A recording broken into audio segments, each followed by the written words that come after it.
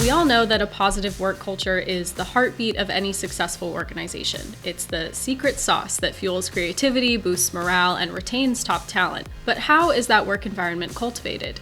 Enter human resources, the architects of workplace harmony and the champions of a positive, vibrant atmosphere where employees feel valued, engaged, and motivated. Today, we're sitting down with an esteemed HR professional to learn more about the influence HR can have on employee well-being.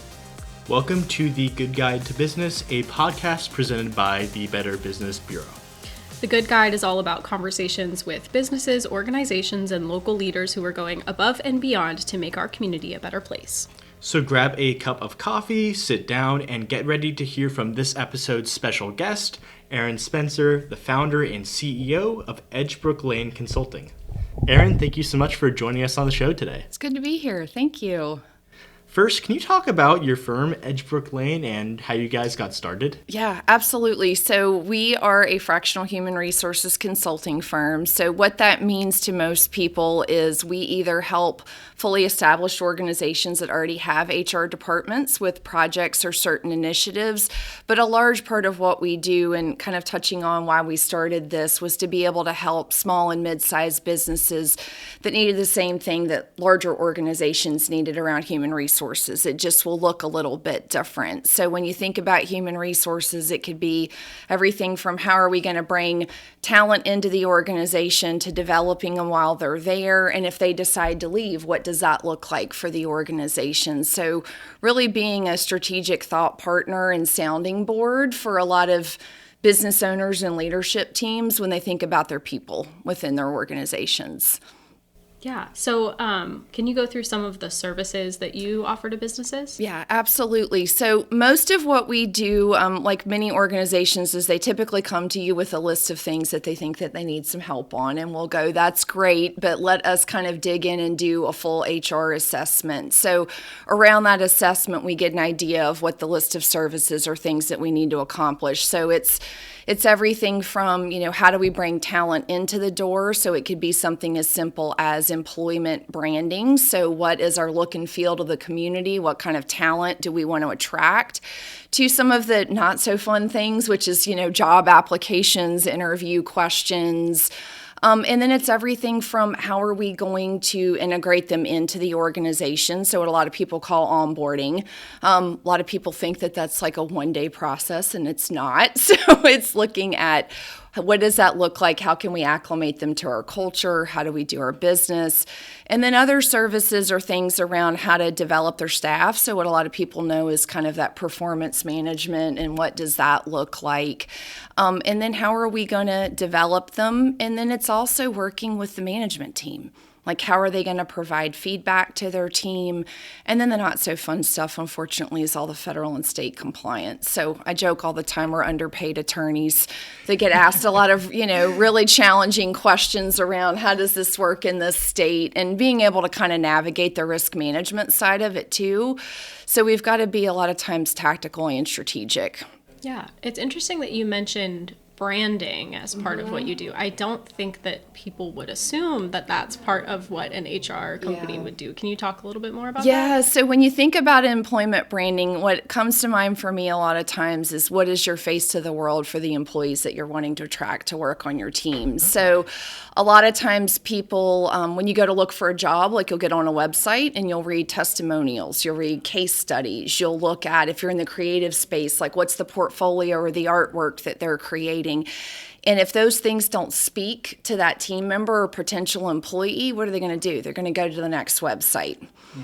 And so what they're looking for, and what we're going to talk about, I know in a little bit, is, am I going to fit in here? Do I see myself working here? Do I value what they're doing as the organization? And I think a lot of times, historically, you're advertising or branding for your market or your service, or if you're a nonprofit, the mission that you're trying to serve. So you're trying to speak to donors in nonprofit situations. If you're a small business, it's who's going to buy my software, who's going to buy my service. But a lot of what they need to be doing is can't do any of those things without the talent on your team. So are we attracting those people, and what does that look like? Another really fun example is how they write career advertisements. Like, are they fun and playful, or are they serious and staunch and like, this is what we're looking for? And some people, they look at that to decide, is that the right type of environment that I want to be in? And a lot of people don't think about that. They just throw it up on the internet and wait for resumes or applications to come in. But if you really think about how you want to present yourself, you get the talent that you're looking for that kind of matches what you're trying to build as a business. That makes a lot of sense, because I do some of the marketing and branding for us, and I know like how to connect with a consumer or with a business. Right. If they asked me to write a job posting on Indeed, I would be clueless. Yeah. So it's really good that, HR companies like yours, they know how to do that. Yeah, but I think it's a good way that we can be a partner with someone like you. So a lot of people don't think about that as like, we might know the job description, and yes, there's legal requirements, and here are the things that we need to put in there. But can we partner with someone in a marketing department to say, how can we attract talent? Like, what does that need to look like to be able to get the right people into the organization? And there are ways that you can say what you need to say, but say it in a way that feels like it's your own. So that's a really great way where a lot of people don't partner in that way, which is just a great example of, show them your culture. Integrate your marketing into your recruitment process. That's a wonderful way to be thinking about it. Yeah. So I want to talk about that word you just used right there, culture, right? Yep. I think everybody in the business sphere, like, employee retention is close to the top of their minds, if not at the top of it. Right. So can you talk a little bit more about how HR is able to help foster a positive work culture and improve employee well-being?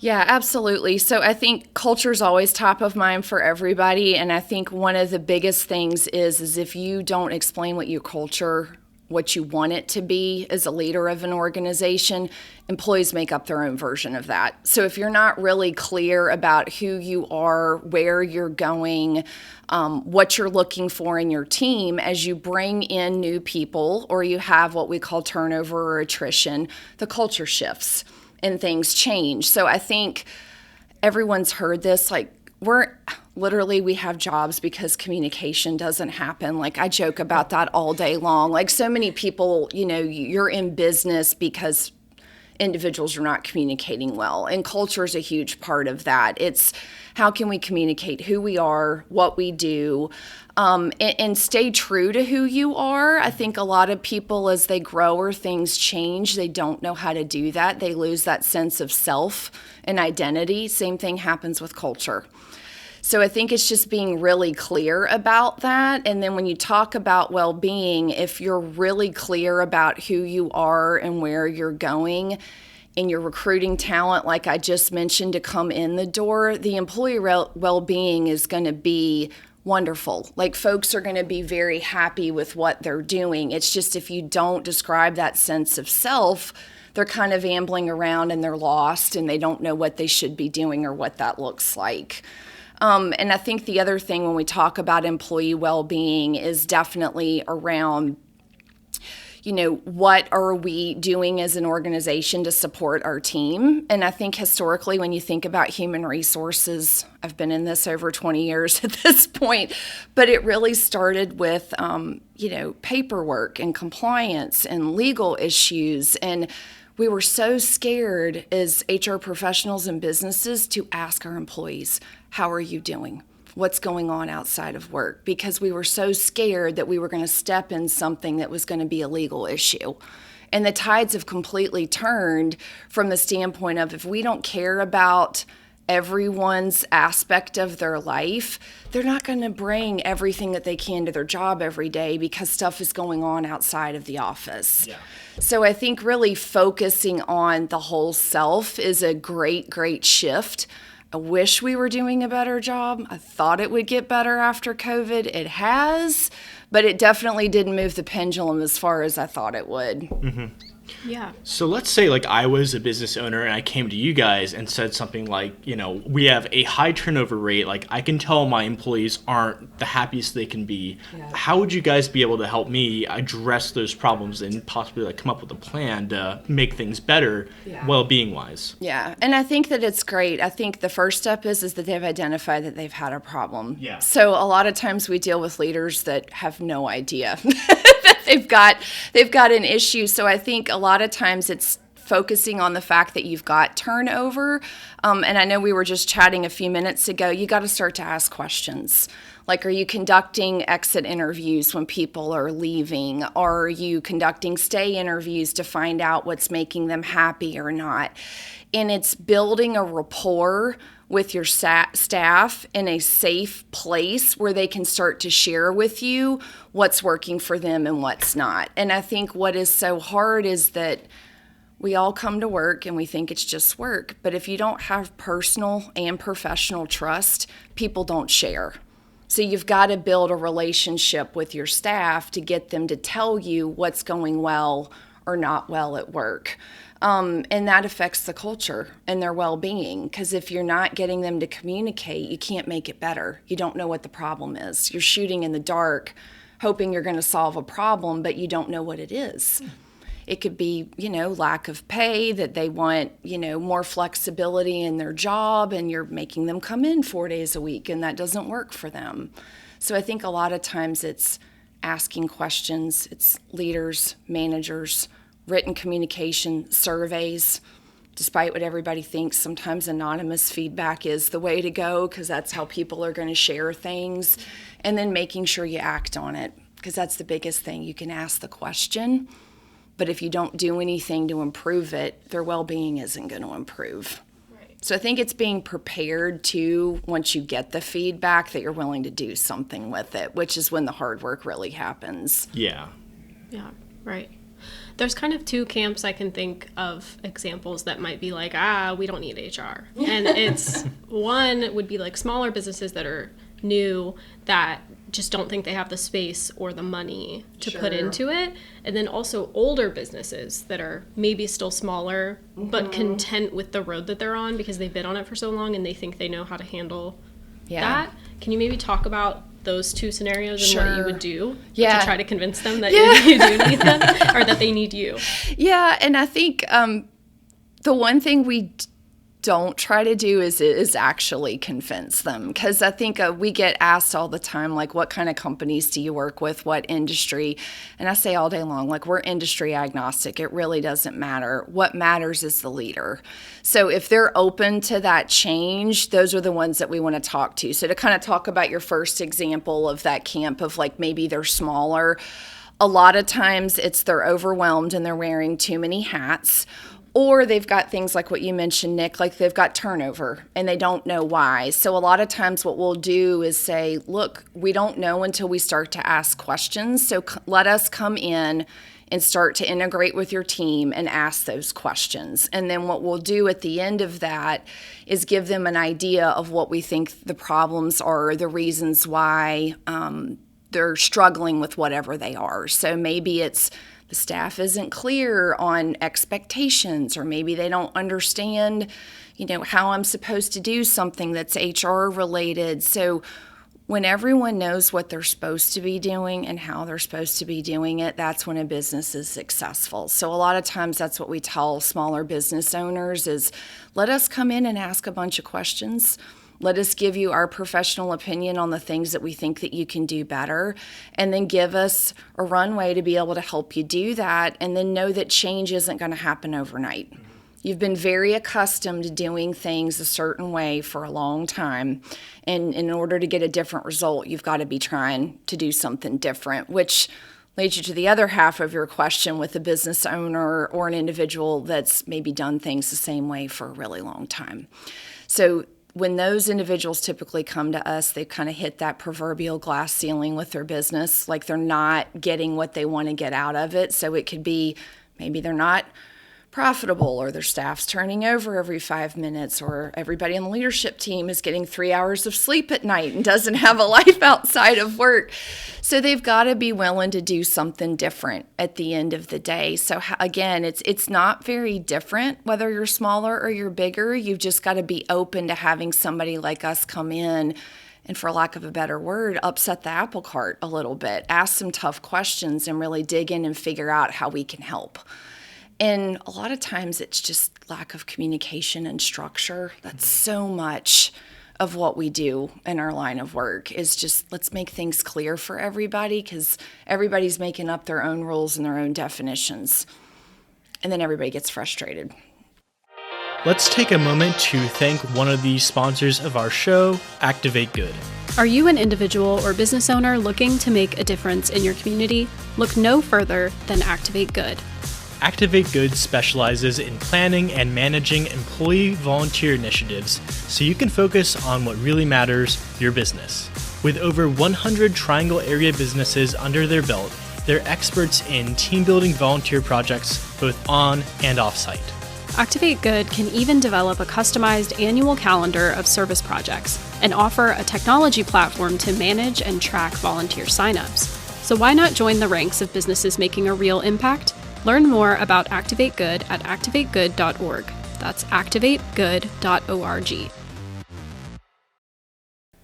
So how are some of the ways that maybe these companies are able to foster a better culture from, the inside? Talked about increased communication. How does that necessarily look to a company? Yeah, it can be a lot of different ways. So sometimes it is those anonymous written surveys. Sometimes it's managers asking questions of their employees. Sometimes it's managers of different departments asking employees that aren't their direct reports.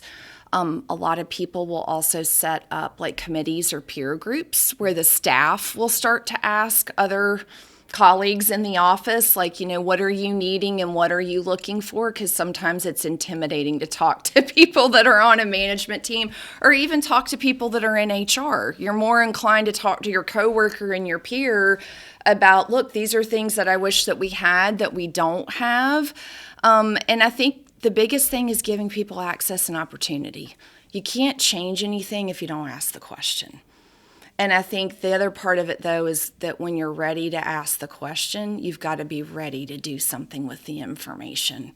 Because a lot of times, everybody wants to ask the question, and then they get information back that they don't like. And then what do? They put it in a drawer, and they ignore it, and they do nothing with it, which is when culture tanks and employee well-being goes right through the roof or through the floor again. So I think it's just being prepared for, if we're going to walk this walk, we've really got to do the work. Yeah.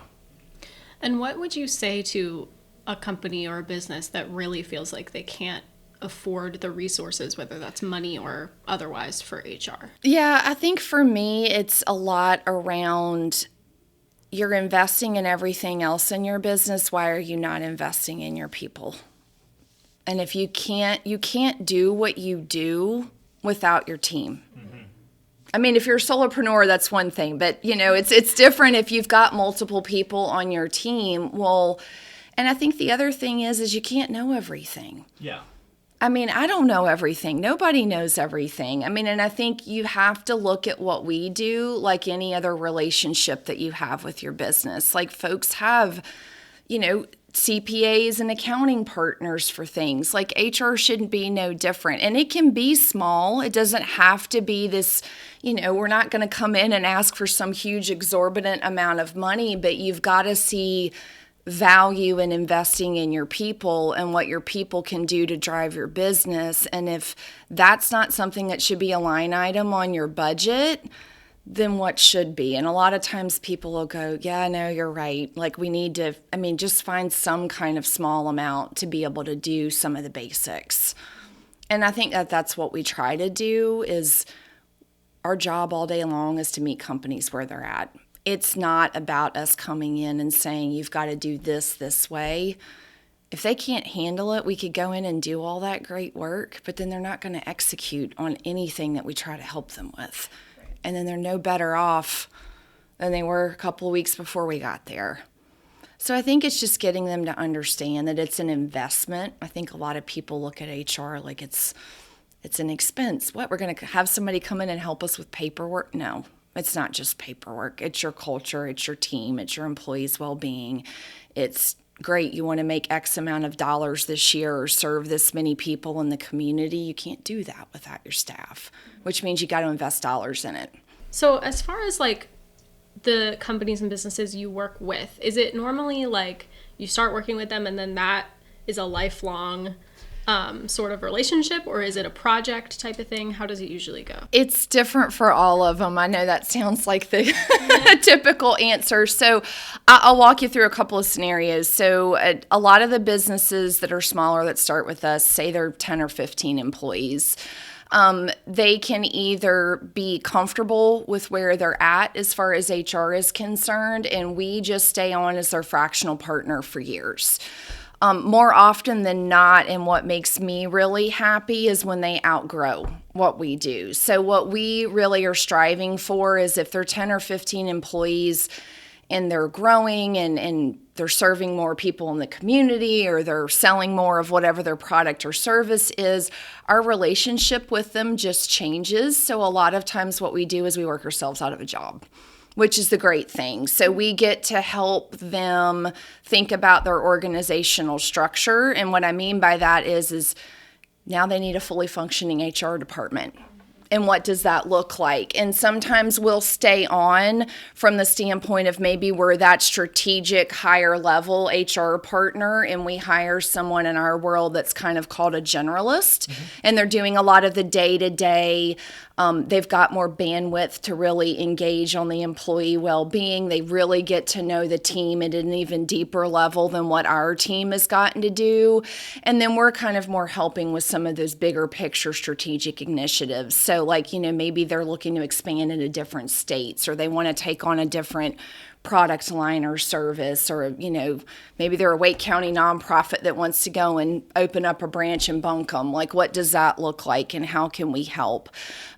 So that to me is what gives me joy, is that when they tell us they don't need us anymore and we've left them in a better spot than they were when we started. And I'd say most of our clients are in that situation, but we've also had ones we've had for years. That's awesome. Yeah, I mean, that's the sign of success, at least in my mind, is they politely kick you out the door and tell you they don't need you anymore, which means we've done what we set out to do, which was to help them set up their infrastructure and find the right next person to help them lead them in the next phase of what their business is doing. Yeah, I mean, that in and of itself should show other businesses that you guys really can help them grow. Mm-hmm. Yeah. That's great. Yeah, so you've been doing HR for 20 years, you said. Yep. How would you say, the environment has changed, I guess maybe across those 20 years, or even if you want to look more recently with the shift, a lot of these businesses now, smaller businesses, are hybrid or even fully remote. How has that affected HR? Yeah, I know for sure. So not to date myself, but when I started working, you couldn't even work from home. And then we got VPN connections and everything else. So I think, to answer your question, Nick, we went from work couldn't go home with us to work was done in the office when I first started working. And then the world has transitioned to, great, now you can work from home, which has its pluses and minuses, as we all know. And then, fast forward, we have COVID in the last couple of years. Even prior to that, you've had plenty of people that were already working remote anyway. And then you had the rest of the world that was thrown into that, whether they wanted to or not. And I think the biggest thing that HR has really had to work on is getting employees and also management team to understand that work is still not everything to everyone 24/7, 365 days a year. And I think I could get on a soapbox. I wish the States was better at it than other countries in the world. It's one of those things that we still really struggle with, because I think on one hand, you've got a very driven societal culture that, sometimes you work that much because you love it, and that's wonderful. But then on the other hand, you're working all the time, 24/7. So I think where I've seen our industry really evolve is to get everyone to understand that boundaries are an okay thing. It's wonderful that you can take it home with you at night, but it's okay to say I'm going to leave it at the door and I'm not going to work when I get home tonight. On the other side, I think the other thing that I've even experienced is people that want to do things during the workday. We didn't used to have that flexibility. Like, that was a huge no-no. Like, you can't dodge out, like I was joking earlier, go get your hair done or go watch, if you've got kids at a event that you want to go and attend. Like, that was not part of the culture 20 years ago. Like, you were expected to be at work. And if you had a doctor's appointment, that was about the only exception. So I think seeing that shift has been a wonderful thing, that people are more flexible. But with that flexibility too comes, let's keep it on 24/7. So there's just definitely not that delineation like there used to be. And everyone asks me, what can we do about that? So much of it's self-regulation. Mm-hmm. And it's also support from your employer. People also mimic what you do. Like, at personal story, I go out of town and out of the country on vacation. Yes, I'm a business owner. My email comes off of my phone. Mm-hmm. I do not keep it on my phone. But that comes from two places. I'm trying to practice what I preach, because I expect my team to do the same. And I also trust my team. They've still got my cell phone number. They'll call me if the building is on fire. But I think that's what we have to do. And when there's not enough support there to think that way, that's what's gotten us in trouble. So that's been the biggest shift, is that whole proverbial balance word. But we don't know how to put up boundaries. And the only person that can put up a boundary is you. Yeah. Right. I mean, your boss could tell you all day long not to work after 5 or 6 o'clock. But if you choose to do that, that's on you. Yeah. Yeah. That's a hard thing. Yeah. Well, and that makes me think it really kind of can be industry specific too. Like, there are some jobs that are so good about leave at 5, like leave at the time you're supposed to leave, don't work past then, like don't work outside of your hours. And then there are some that, like, there's a hustle culture still. Mm-hmm. Oh, very much. Where, like, you have to do it to get ahead, and that's just the way it goes. I think of, like, consulting is a big part of that, I think.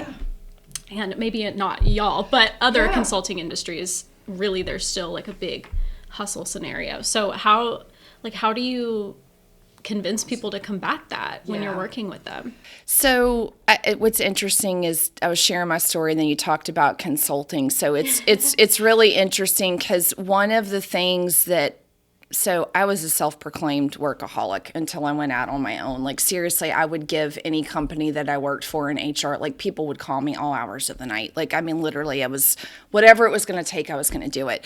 And I think when I went out and we started Edgebrook Lane, I wanted to shift the dynamic from the standpoint of everything's not on fire all the time. And so much of that is around setting expectations and communication. So we talk about the businesses that we work with. Part of our conversation right out the gate is, well, can I call you when there's an emergency? And I'm like, yeah, absolutely can, but what's your definition of an emergency? And when they can't answer that question, everything's an emergency. So I think so much of what we try to do on the consulting side is to set that expectation. We are going to be your strategic partner. But this is what it's going to look like. Unless someone's seriously hurt or something's really wrong, is there really a reason it can't wait till 8 o'clock the next morning? And absolutely, we're going to have periods where things need to happen after hours, but you want that to be the exception and you don't want that to be the norm. But again, that's back to setting expectations. And to be completely honest, we've walked away from working relationships that's what they've wanted. We've said, that's not our firm. That's not us. Like, we'll gladly introduce you to somebody else that we think might be a better fit, but if that's a kind of dynamic that you want in a consulting firm, like, that's not us. Right. But that was us being comfortable, like we talked about employment branding, us being comfortable with our sense of self. Yeah. Like, we knew we could do what we needed to do and not be on call 24/7. Well, and that's interesting. You say walking away from opportunities to work with companies like that, because I could see how the whole hustle culture thing, a reason why they don't move away from it is like fear of losing out on money, opportunity, growth, whatever. So like, I guess what would you have to say to someone that's their fear? I just think you've got to believe that the right thing is going to come along at the right time. And the thing I think that I've learned over and over and over again is if you say yes to the wrong things, you don't have the space to say yes to the right things. And that is, talk about, boundaries and lessons learned. Like, that is a very difficult thing when you first start out.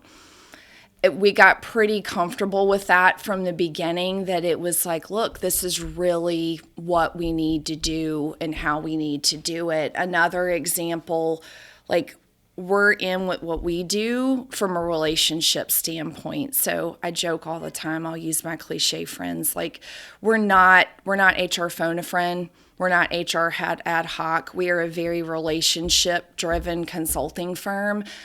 We can't help you change your culture or improve your employees' well-being or help you manage the things that you want to manage if you call me 3 hours out of a month.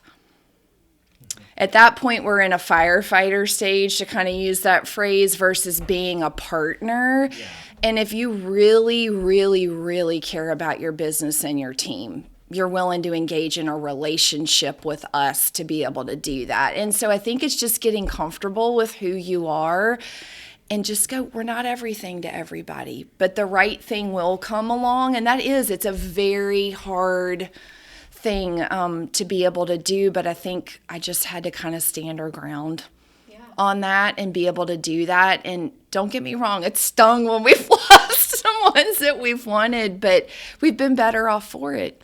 Or we wouldn't have had space for the right ones that came along later. Yeah. And maybe that was a wake-up call to them, where this firm is telling me, like, that acts like will not work. Like, maybe I should consider a change because they've turned us away entirely. Right, yeah. And I think you're right. We've had a couple of them that we've turned down and said, look, this is our model and how we work. If you change your mind or your business needs change and you want to re-engage in a conversation, let's do it. Or sometimes they go and find somebody that's willing to do it that way, and it was meant to be. I mean, you just kind of have to have faith that it's going to work out the way that it's supposed to. It just didn't work out the way that maybe you thought that it should.